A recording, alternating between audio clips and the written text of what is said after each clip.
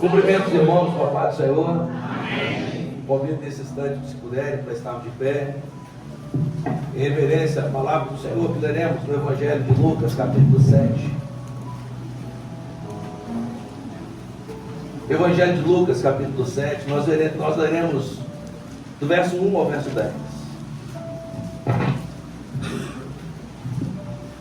O Senhor disse nesta manhã que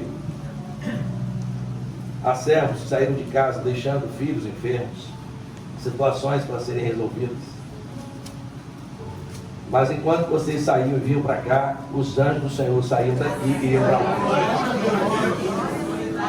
E é o Senhor quem vai tratar as nossas causas. A sua dedicação de estar aqui será retribuída pela operação do Senhor. Amém? Vamos ler juntos? A palavra do Senhor diz assim: e depois de concluir todo esse discurso perante o povo, entrou em Cafarnaum. E o servo de um certo centurião, a quem muito estimava, estava doente e moribundo. E quando ouviu falar de Jesus, enviou-lhe uns anciãos dos judeus, rogando-lhe que viesse curar o seu servo. E chegando eles junto de Jesus, rogaram-lhe muito, dizendo: é digno que lhes conceda isso, porque ama a nossa nação. E ele mesmo nos edificou a sinagoga. E foi Jesus com eles. Mas quando já estava perto da casa, enviou-lhe o centurião uns amigos, dizendo-lhe: Senhor, não te incomodes, porque não sou digno de que entre debaixo do meu telhado.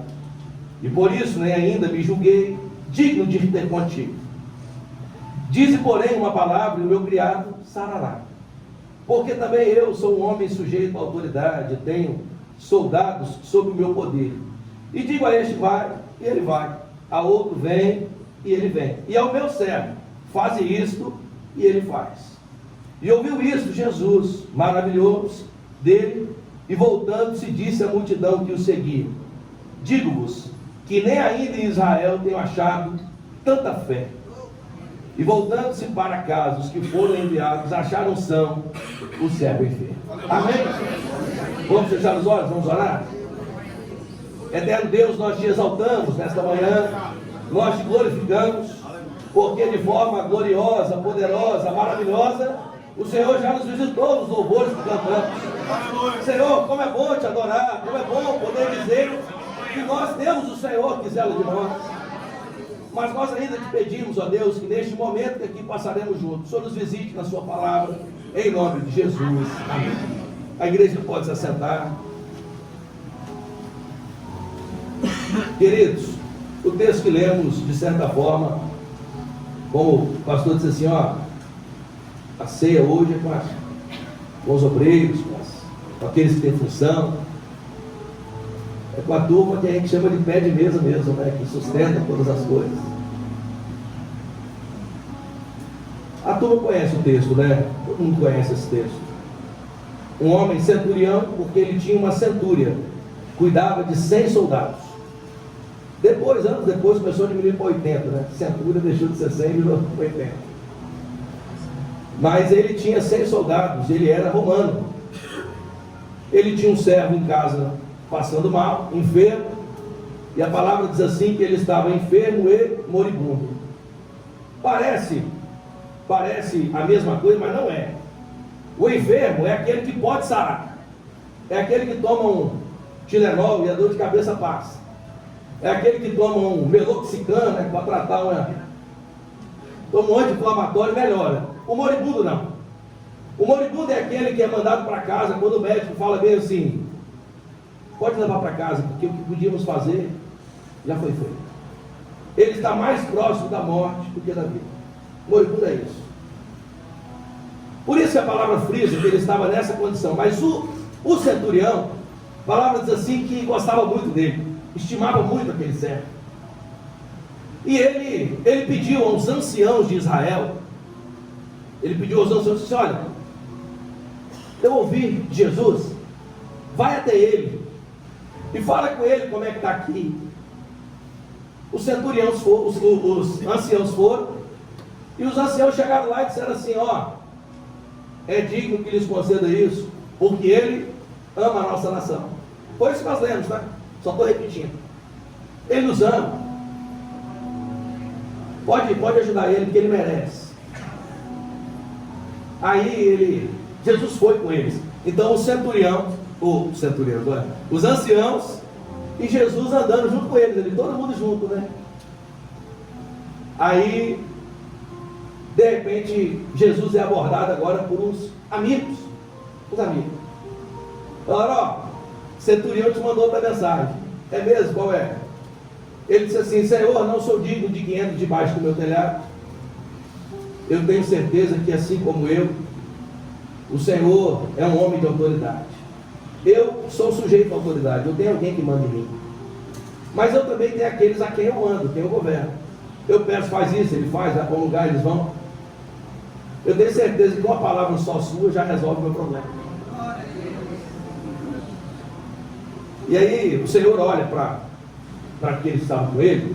É como se o grupo estivesse aqui na frente, Jesus olhasse para a igreja e falasse assim, ó, não achei em Israel ainda tanta fé igual desse centurião, não. Mas o centurião não era judeu, né? O centurião era romano. Mas o Senhor falou que ele tinha fé. E aí ele não vai. A turma volta para casa. Quando chega na casa do centurião, quem está sarado, curado? Um servo enfermo. Isso é uma bênção, né? A gente lê um texto desse, fica feliz. Mas o que é que isso tem de importância, significado para mim e para você, que temos as nossas atribuições na fé?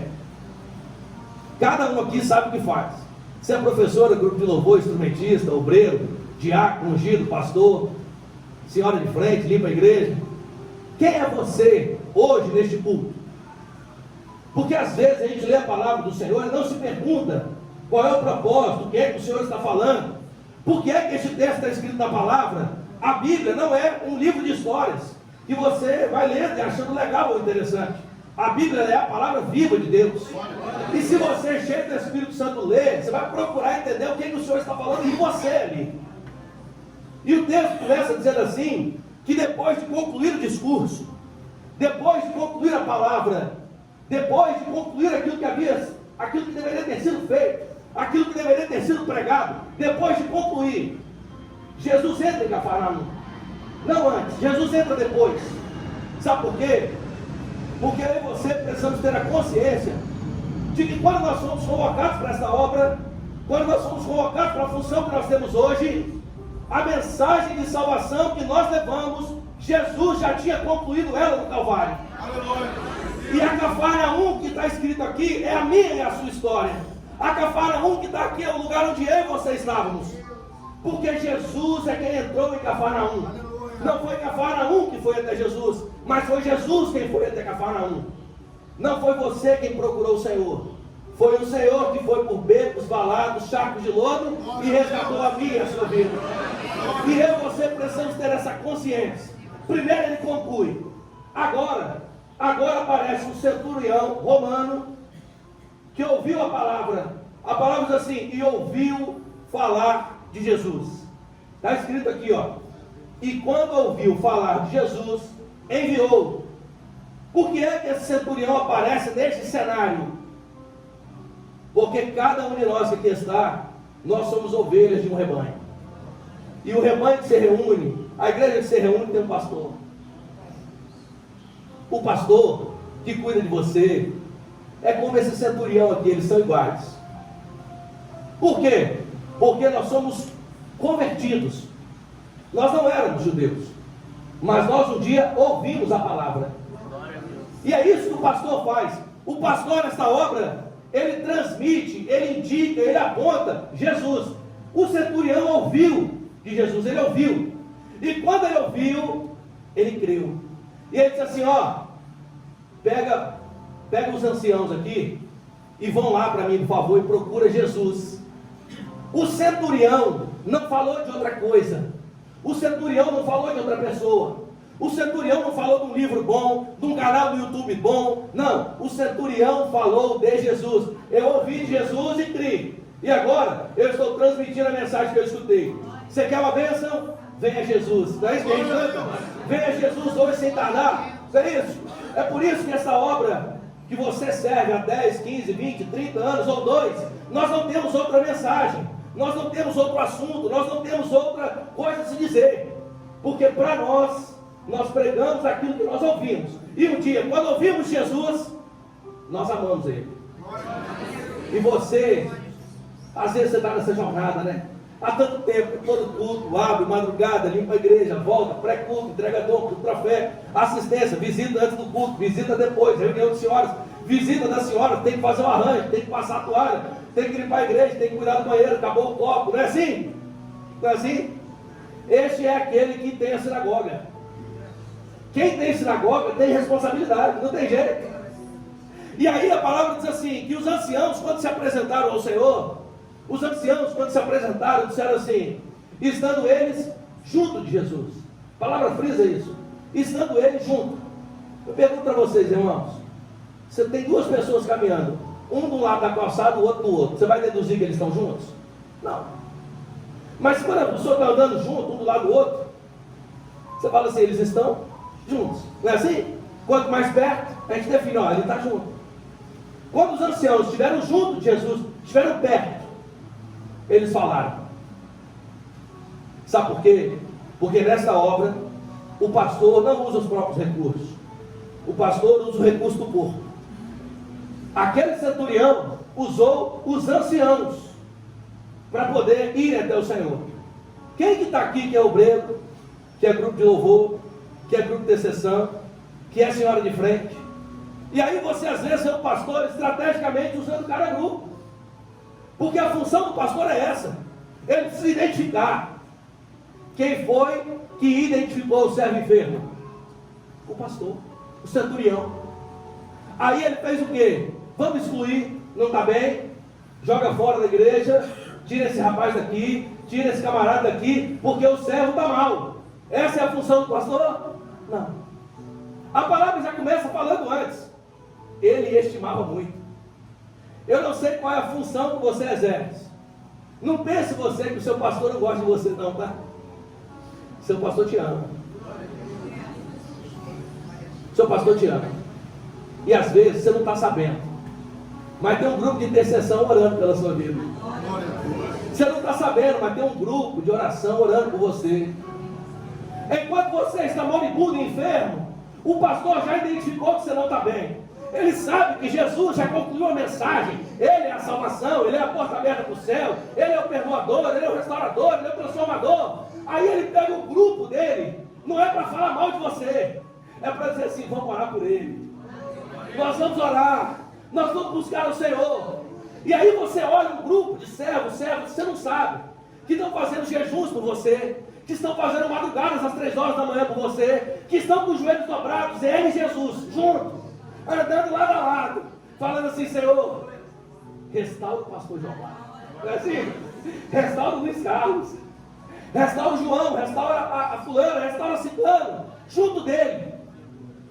Se você não tivesse essa igreja que você pertence hoje, se você não tivesse esse polo, você não tinha quem orar por você. Mas você precisa ter a consciência que quando você estava só, sozinho, fraco, sem conseguir exercer as suas funções de servo, você foi restaurado porque uma igreja orou pela sua vida. Glória a Jesus. A oração foi lá pedir, Senhor. E é interessante que a palavra diz assim, né? Começa dizendo assim, é digno que lhes conceda isso, porque Ele ama a nossa nação.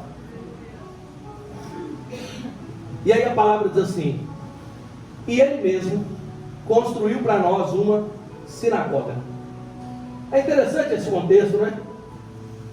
Porque a palavra podia dizer assim, olha, esse rapaz é muito bom, ele merece, sempre que pode ele dá uma cesta básica, ele... Não, a palavra não diz isso. A palavra diz que ele construiu a sinagoga ele mesmo. Ele mesmo, não terceirizou não. Ele mesmo fez. Mas o homem era romano, não era judeu. A palavra não diz que ele construiu um quarto. A palavra não diz que ele construiu um ambiente. A palavra diz que ele construiu uma sinagoga. E sinagoga tem modelo. Sinagoga tem perfil. Sinagoga tem estilo. Assim é a função do pastor na obra. Como ele se converteu, ele não constrói a obra, ele não realiza a obra Ele não molda a obra do jeito que ele quer. Qual é o molde? O molde é a sinagoga? Qual é o molde que o povo adora, que o povo se reúne, que o povo ora? Qual é o molde? Não, o molde é a igreja amada do Cordeiro, não pode mexer não. Ah, é? Como é que é? Vou explicar para você. Vai fazer coluna, vai ter cortina, vai ter um altar na entrada, não é assim? Vai ter um incensário, vai ter um candelabro de 7 pontas, não é assim? O sumo sacerdote vai entrar uma vez por ano, vai ter um cortinado separando os ambientes, porque nessa obra, o pastor, ele constrói para que você congregue. Esta obra que existe hoje, ela existe porque pastores, homens, servos e servas juntos estão trabalhando para que um culto aconteça. Essa reunião aqui não foi marcada pelo Zap. Não foi assim, domingo de manhã, você vai fazer o que, fulano? Eu ia para a praia dar jet ski. Não. O Senhor nos deu uma direção. Nós precisamos fazer uma ceia, porque os moldes têm que ser construídos do jeito que o Espírito Santo revela. É por isso que a palavra frisa, ele mesmo construiu. E você que é coluna nessa casa, é mais fácil construir ou destruir? Quem aqui já passou de manhã, tinha uma casa de pé, quando passou de tarde viu o terreno vazio, falou, rapaz, que velocidade, né? Rapidinho. Para destruir é rápido, mas para construir não é fácil não. Sabe o que aqueles anciãos estavam dizendo? Eles reconheciam o trabalho, o zelo, o amor do pastor para com eles. E você que está aqui, eu que estou aqui, eu que cheguei depois, que sou pastor novo, eu preciso reconhecer o trabalho daqueles centuriões que trabalharam antes de mim. E você que tem a sua função, grupo de louvor, obreiro, você precisa olhar para o seu pastor e reconhecer, pastor, eu tenho que orar mesmo, né? Porque o Senhor mesmo construiu a sinagoga para que nós estivéssemos aqui. Frisaram isso para o Senhor. O que é que Jesus fez? Jesus foi com eles. É interessante isso. Sabe por quê? Porque quem anda com o povo de Deus, quando ele olha, fala assim, olha, já não estou sozinho, é isso que nós cantamos, agora sou feliz com Cristo no meu coração. Ele é o meu grande amigo, não temo perigo, não é isso, gente? Antes era um grupo de anciãos, agora é Jesus com um grupo de anciãos. Porque quando o servo ora, não anda sozinho não. O Senhor acompanha ele. Quando você ora para o trabalho, para o zelo, para a função, para aquilo que o Senhor te deu, quem é que está com você? O Senhor. Não é isso? A palavra nos ensina isso. Aí de repente agora ele é surpreendido por um segundo grupo, os amigos. E os amigos disseram assim, nós temos uma outra mensagem para você. E é interessante isso, porque parece que tem uma diferença, né? Primeiro ele usa o grupo de anciãos, e agora ele está usando os amigos, né? É porque a primeira palavra era uma palavra genérica, todo mundo podia saber. Vamos orar e tal. A segunda palavra era uma palavra de confissão. O centurião estava confessando, eu não sou digno. E às vezes você vê o pastor, ele tem 2, 3 ali que ele conversa mais, né? E às vezes você não sabe não, mas isso é normal, tá? Para quem não está sabendo, isso é normal no meio dos pastores, tá? Você passar na igreja assim, 3 horas da tarde, um dia de semana, e ter só 2 orando. Você não sabia, mas ele foi lá, abriu a igreja, botou de joelho, orou sozinho. Ele e o Senhor, ele mais 2 diáconos. Ou às vezes você chega 4 horas da manhã, 5 horas da manhã, e está o pastor lá com os diáconos de joelhos orando. Jesus era assim também. Aí ele inclusive até falou, né, não chamo mais vocês de, mas vou chamar de amigo, né? Jesus era assim também, isso não é novidade não. Mas há assuntos que o pastor não abre para todo mundo. Ele abre para alguns. O senhor vai lá e fala com Jesus assim, Senhor, eu não sou digno de que entre debaixo do meu telhado. E aqui eu vou parar e fazer uma pergunta para vocês. Os anciãos disseram o quê? É digno que lhes conceda isso. porque ele ama. Aquele pastor amava o servo, aquele pastor amava a nação, ele amava todos. E aí disseram assim: é digno. Mas a palavra do pastor, a palavra do centurião para Jesus foi: eu não sou digno. Sou digno, não mereço. Inclusive, Senhor, eu sou um homem sujeito à autoridade. Significa o quê? Eu tenho alguém que manda em mim. Mas eu também tenho aqueles a quem eu governo. E eu digo a esse vai, ele vem, né? Sabe por quê? O Senhor está moldando aqui a igreja. Tem um louvor que nós cantamos que diz assim: eram 100 ovelhas, não é? A parábola diz o quê? 99, ele olhou, está faltando um número, ele vai atrás. Então o número 100, ele aponta para o rebanho, para a igreja. E aqui, ele estava mostrando, dizendo assim: Senhor, eu sou um ministério que eu reconheço que o governo não sou eu. Eu tenho alguém que manda em mim. Mas eu também tenho aqueles a quem eu governo. O grupo que o pastor governa está aqui, ó. Soldados dele. Glória a Deus. É assim que o pastor vê você, como um soldado que milita a mesma causa, a mesma obra, busca vencer a mesma guerra. Vocês acham que aquele soldado, centurião, que tinha um governo sobre ele, estava feliz ou triste, irmãos? Aquele centurião estava o quê? Triste. Porque um servo não estava bem. Não existe alegria nenhuma no pastor em ver que você não está bem.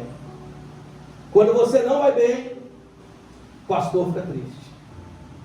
Aí o que ele faz? Ele procura o sumo pastor e fala: Senhor, eu não sou digno, eu não tenho condição de curar, eu não tenho condição de operar, eu estou fazendo o que eu posso fazer. Eu digo a esse vai, ele vai. Eu digo a esse vem, ele vem. Eu peço para ir para cá e ele vai. Eu peço a outro faz, ele faz. Mas uma coisa eu tenho certeza, eu aprendi: a tua palavra cura tudo. Aleluia, glória a Deus. Basta somente uma palavra tua, e o meu servo, o meu criado sarará. Ele se humilhou e glorificou ao nome de quem? Do Senhor. É por isso que nesta obra o pastor vaidoso não fica. Ninguém é maior do que Jesus, o perdoador da nossa vida. Glória a Deus, glória a Deus. E quem transmite essa mensagem para você é o pastor. É por isso que às vezes você se aproxima do pastor e o pastor cuida de você de um jeito diferente, né? Parece que a uns o pastor ele trata de um jeito, outro ele trata de outro, porque é a identificação do rebanho. Mas o pastor podia ter dito assim: Senhor, eu estou com um problema na minha igreja, vai lá porque eu não quero me expor. Senhor, eu estou com um problema lá no rebanho, cuida lá porque eu não quero me expor. Não, esse centurião não pedia por ele mesmo, ele pedia por outro. O pastor nessa obra que se dedica, que trabalha, que tem inúmeras funções, ele ama você, e quando ele pede por você, porque ele sabe que você é um servo que ele estima muito. E ele falou assim: Senhor, trata com a palavra. Aí o pastor senta com você e trata como? Trata com a palavra, né? Ó, a palavra do Senhor nos ensina isso, meu irmão. Não é que eu estou querendo mandar na sua vida não, né? Mas vamos pegar junto. Aí o pastor senta e fala assim: estou tirando pouco para madrugada. Aí abre a palavra e fala assim: os que de madrugada me buscam, me acharão. Aí às vezes você não está conseguindo, daquele jeito, daquele ritmo, daquela jornada. O pastor senta com você e fala: olha, ele dá força ao cansado, irmão. Está escrito aqui em Isaías. E multiplica a força daquele que não tem nenhum vigor. Sabe por quê? Porque o pastor nesta obra reconhece: ele não tem condição, ele não é digno. Mas a palavra trata tudo. A palavra trata. É por isso que nesta obra nós aprendemos, né? Sangue e palavra. Sem sangue, sem palavra, não tem céu. Aí Jesus olhou para a multidão que estava ali e disse assim: ó, não achei em Israel tanta fé. Queridos, a fé é por dentro ou por fora? Por dentro, né? Quem é o autor da fé? E o consumador? Jesus também. A palavra diz assim, que ele tem olhos como chama de fogo, pés como latão reluzente. Ele consegue penetrar na alma, na divisão da alma e do espírito. Ele consegue ver a minha e a sua vida por dentro. O testemunho para todos aqueles que estavam lá ele merece, ele é bom, não. O testemunho eu encontrei fé. E a pergunta de Jesus é: porventura, quando vier o Filho do Homem, achará fé? Fé. Pastor, por que você acorda tão cedo para ir para a madrugada? Fé. Pastor, você está com medo de quê? Nada. Não tenho medo de nada, só temo o Senhor. Pastor, fé.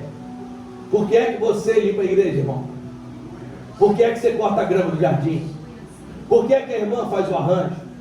Por que é que você ora? Como é intercessor, grupo de intercessão, né? Tem que orar. Por que é que você lê a palavra? Por que é que você busca? Por que é que você bota o seu paletó e sai 36 graus, 40 e recebe os irmãos dando Pai do Senhor? Por que é que você medita na palavra? Porque existe um Jesus sondando homens e mulheres por dentro, para encontrar na nossa vida fé. Não para que eu mesmo seja abençoado, mas para que todos possam ir bem, para que todos sejam sarados, para que todos sejam restaurados. Não estávamos falando de alguém inútil, estávamos falando de um servo que servia. Nós estamos aqui num evento de colunas. Todo mundo aqui é coluna. Todo mundo aqui tem função, trabalha. Você é muito útil na obra do Espírito Santo. Aí a palavra diz assim, que voltando para casa, acharam são o servo enfermo. Agora ele não é moribundo mais. Agora ele é só enfermo.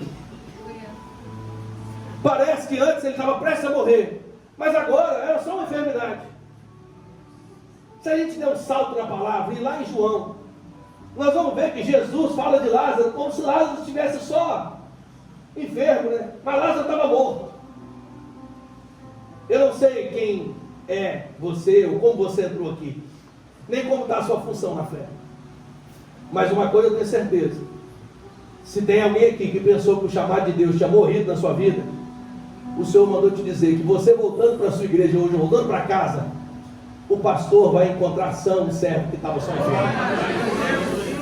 Sabe por quê? Porque a palavra sara tudo.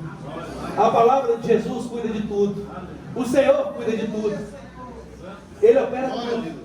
Porque Ele tem poder para operar tudo, muito mais, abundantemente e além daquilo que pensamos, ou queremos, ou imaginamos. O Senhor tem o poder de operar tudo.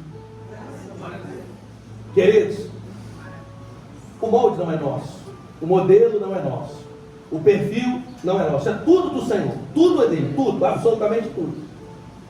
Mas se você entender que esta ceia, este culto, a reunião, a convocação, o chamado, o zelo, a dedicação, é para que o Senhor cure no meio da casa. Para que o Senhor cure, para que o Senhor salve, para que o Senhor restaure, para que o nosso galardão seja crescido do céu. Se você entender que é para isso, cada dia a sua função vai valer mais a pena. Você vai amar mais o chamado. Você vai dizer assim: não, eu sou, sabe quem eu sou? Eu sou aquele ancião que o pastor pediu para ir lá aos pés de Jesus e orar. Não, sabe quem eu sou? Eu sou aquele amigo que o Senhor usou o pastor para abrir um assunto para mim que eu não vou abrir para ninguém. Eu vou botar o joelho no chão e vou orar. E eu vou resumir, para terminar, que eu já falei muito. Quem foi aquele que se fez de indigno para que nós fôssemos dignos? Jesus. Na boca do centurião ele era indigno. Na boca dos anciãos ele era digno. Jesus é aquele que desceu da eternidade e se fez indigno para que nós hoje, reunidos aqui em quase 200 pessoas, disséssemos: Digno é o Senhor de ser adorado. Digno é o Senhor de ser reverenciado. Digno é o Senhor de ser glorificado. O Senhor é digno. O louvor cabe a nós. A adoração cabe a nós. Porque aonde Jesus está, há operação de vida. O centurião não viu Jesus. O servo enfermo não viu Jesus. Aqueles que estavam em casa não viu Jesus. Mas a mensagem chegou lá. Você e eu que estamos aqui, não estamos vendo fisicamente o Senhor, mas a mensagem chegou aqui nesse dia. A mensagem foi trazida para mim e para você. E o que eu e você precisamos receber é a palavra de vida. Porque a fé restaura tudo. A fé transforma tudo. A comunhão muda tudo. Então, se você está aqui em algum momento, você olhou para a igreja que você reúne, para o polo que você está, para o pastor que cuida de você, e pensou assim: eu não sei se eu quero ficar, eu não sei se aqui é o meu lugar, eu não sei. A minha palavra para você é: ame muito esse rebanho, ame muito esta obra, ame muito o chamado que o Senhor te fez, porque você só está de pé, porque esse grupo aqui orou para que o Senhor te restaurasse. O ministério desta obra tem humildade. Senhor, eu sou um homem sujeito à autoridade. Quando o pastor não fizer alguma coisa, glorifique o nome do Senhor, porque ele tem alguém que manda nele. Ele não é o dono, ele está cuidando. E você é aquele que ele tem autoridade. Não é o soldado que escolhe o centurião. Às vezes, vai olhar e falar: o pastor mandou fazer, faz. Seja um bom soldado, milite a causa. Porque você pode ter certeza de uma coisa: você vai orar para o rebanho, vai orar para os irmãos, vai orar para a sua igreja, e vai ver servos enfermos sendo restaurados pela sua oração. Aleluia.